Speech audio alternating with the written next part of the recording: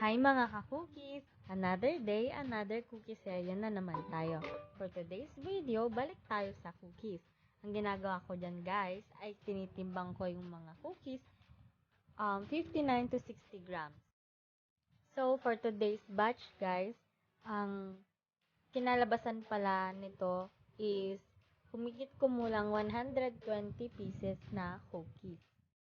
Habang ginagawa ko nga pala itong dough, ay sobrang natatakam ako at super natitempt na kumagat kasi kahit hindi yan luto guys, masarap na yan. Yes, natry ko na po. Gusto nyo matry?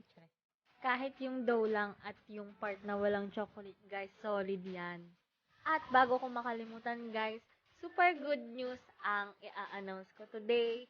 Pwede na tayong mag-ship all throughout sa Pangasinan via Ava or Ava Pasabay. Message nyo lang ako, then pag-usapan natin yung date na swak para as much as possible, fresh pa rin na darating sa inyo yung cookies. Of course, for minimal pasabay fee lang naman.